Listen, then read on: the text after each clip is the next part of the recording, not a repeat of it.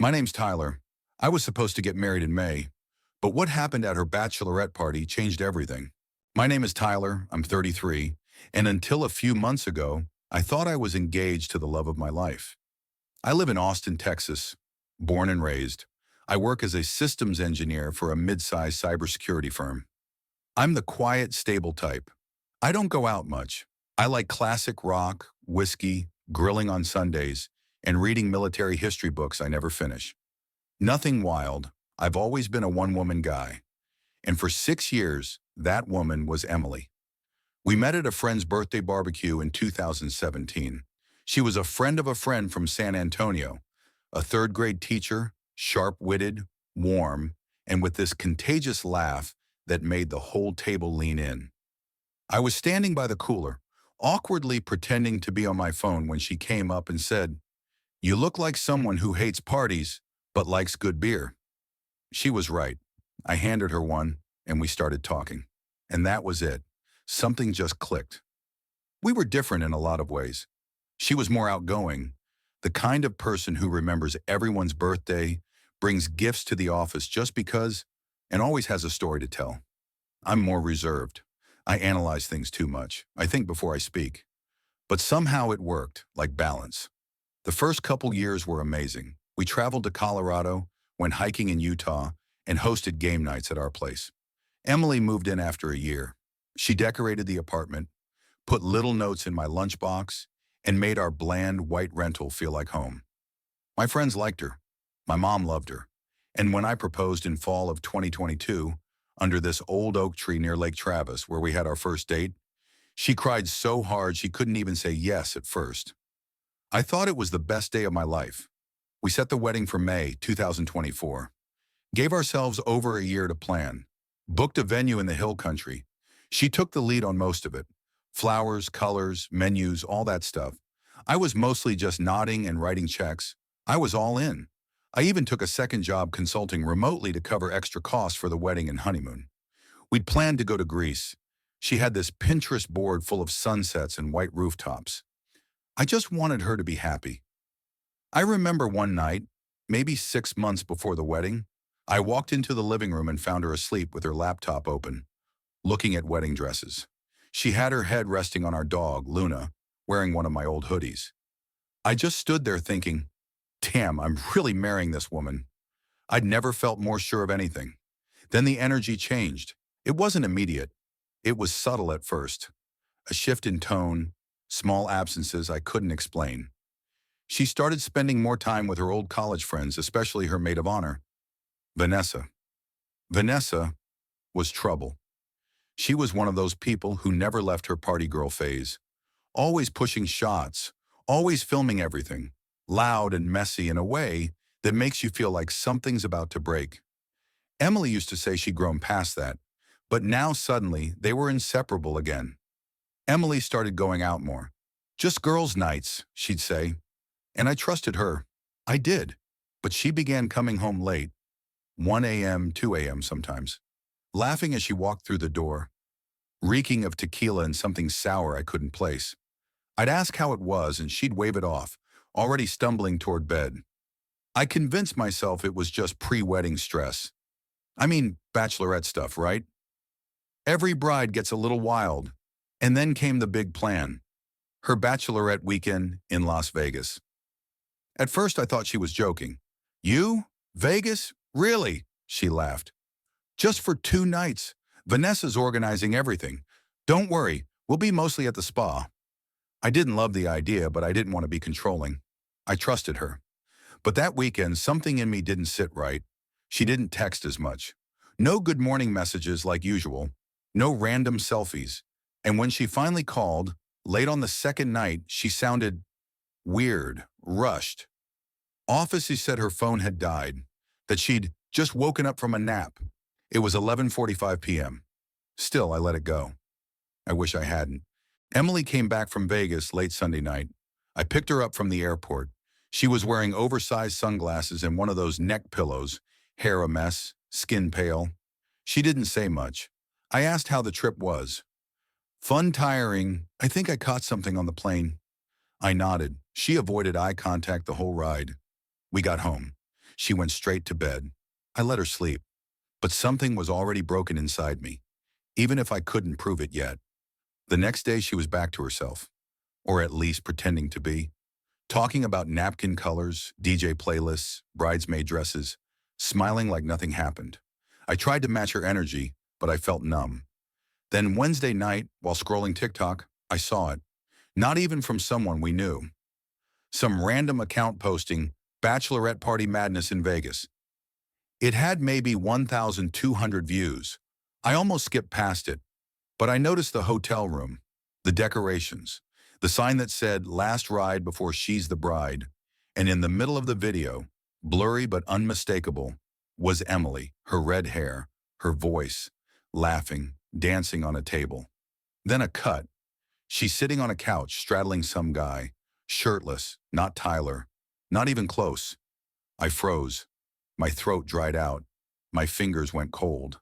I watched the video 10 times, every time hoping I'd realize it wasn't her, that it was some look-alike. But it was her. And then came the worst part. In the comments, someone had tagged another account, a private page. I clicked it. It was Vanessa's spam account, not public, but her profile picture was unmistakable. Now I had proof. I didn't confront Emily. Not that night. I didn't sleep either.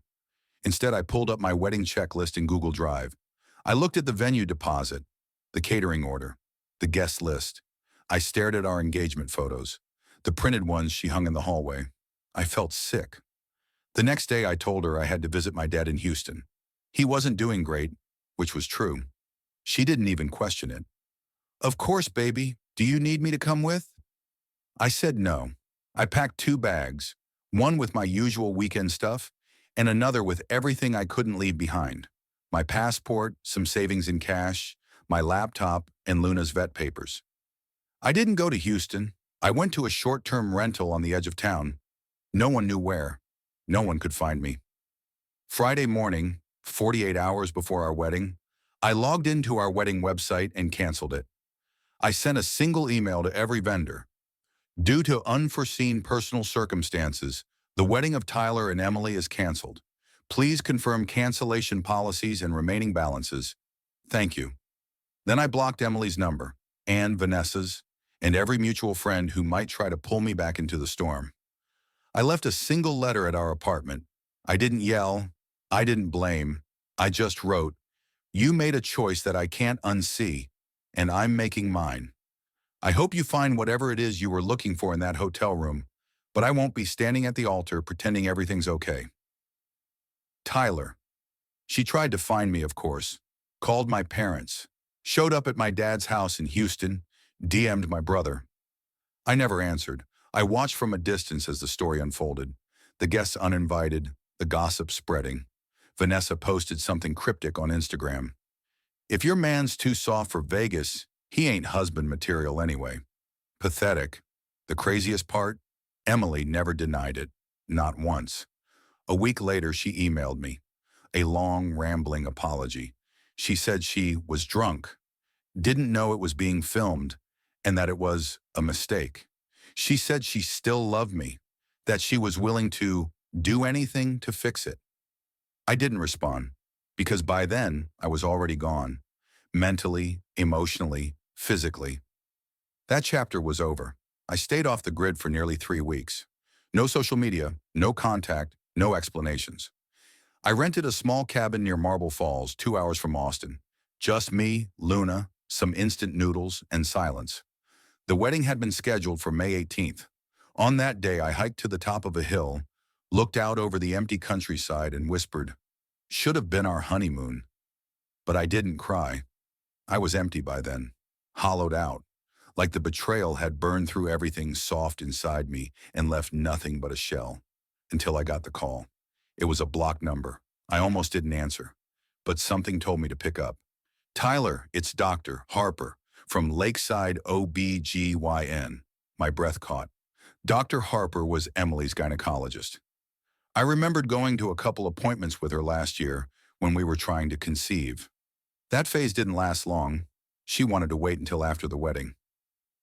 I'm sorry to reach out like this," the doctor said gently, But Emily asked us to notify her emergency contact in case she couldn't reach you. I froze. What happened? She's okay, she said quickly. She had a medical scare. Mild bleeding and dizziness. We ran some labs. Tyler, she's pregnant. I didn't say anything, not even a breath. I know this is complicated, the doctor continued, but she asked us to tell you. She says she's unsure of the paternity. That last word hit me like a hammer. She doesn't know. If it's mine? Correct. I ended the call and sat on the floor. Everything in my head started spinning. Not with sadness, but rage. It wasn't just betrayal now. It was a permanent consequence. A tie. A wound that wouldn't stop bleeding. She hadn't said a word about this in her email. No mention of being pregnant. No request to talk. Nothing. I opened a private browser and checked her Instagram. She'd reactivated it. Her most recent post? A smiling selfie with a caption, "Healing, growing, and becoming a stronger woman." No mention of what she'd done. No mention of me. The comments were filled with her friends hyping her up. Yas, queen. Men are weak anyway. You deserve everything. Everything. She was carrying a child, possibly mine, and broadcasting healing vibes while ignoring reality. I didn't know what to do. Legally, I had rights. Morally, I was torn. What if it was my child? But what if it wasn't? What if that night in Vegas didn't just ruin our wedding? It anchored me to a life I didn't choose. I reached out to a lawyer, told him everything. He advised me to stay no contact for now, to wait until the child is born, take a paternity test, and proceed from there. Don't sign anything. Don't get emotionally manipulated. She's trying to control the narrative. Control the narrative. That's exactly what she was doing. A week later, I got an email. Just the subject line made my stomach turn. Please read this. I'm scared. She told me she'd found out about the pregnancy after I disappeared, that she didn't want to tell me until she was sure, that the father could be me, but she hadn't slept with me for almost a month before Vegas, which meant she already knew, and still wrote, I want to raise this baby with you. I still love you. I didn't answer, but now the game had changed. She thought I ran. She thought I was soft. She thought I'd break. She had no idea who I really was and what I was about to do. I didn't reply to her email, not because I had nothing to say, but because I knew anything I said would be used to pull me back in. I waited for months. She emailed again in July, then again in August, each message more desperate than the last, each one trying to paint herself as a victim of her own choices. I didn't reply. Instead, I built a quiet case. My lawyer helped me file the appropriate documentation. No legal connection to the child unless paternity was established. I wasn't on the birth certificate. I had no obligations until the truth was known. Then in early September, I got a message from an unknown number with a photo. A newborn, tiny, swaddled in pink, eyes closed. The message said, "She's here, and she looks like you." That was the first time I almost broke, but I didn't. 2 weeks later, Emily formally requested a DNA test. I agreed, under one condition, no contact beyond legal communication. We met at a neutral clinic in silence. She looked older, thinner, tired. Her eyes searched mine like there was still something there to save. There wasn't. I swabbed my cheek, left without a word. 2 weeks later, the results came in. 0.00% probability of paternity. I wasn't the father. My hands were shaking when I read the report, not from sadness, not even from anger anymore, but from the sudden, crushing relief. I was free. No child, no lifelong tie, no legal weight dragging behind me like a corpse in a wedding dress. Just silence. Emily tried to call me 3 days later. I didn't pick up. She left a voicemail, said she was sorry, said she still didn't know how it happened, that it was a mistake, a one-night lapse in judgment, that she hated herself for it, that the guy was just some rando from the club Vanessa took her to. She didn't even know his last name. I deleted the message, because there's a point where you stop letting people explain themselves and start living like they don't exist anymore. It's been nearly a year now. I'm still in Austin. I moved into a smaller apartment closer to the Greenbelt, took up trail running, got back into the gym, Reconnected with old friends I'd lost during the engagement years. Got a dog of my own. Not a rescue. A new start. Her name's Raven. Black lab mix. Sharp as hell and loyal in a way no human's ever been to me. Sometimes people ask if I'm bitter, if I'd ever consider dating again, if I still believe in marriage. The answer? I'm not bitter. I'm wiser. Dating? Maybe. Slowly? Marriage? That word doesn't mean what it used to. But I'm not broken. Here's what I learned. Love can blind you. Trust can kill you. But self-respect? That's the part you never trade. Not for rings, not for romance, and definitely not for people who can't stay loyal in Vegas. I disappeared before the wedding, but in a way that was the beginning, not the end. Not her story, mine.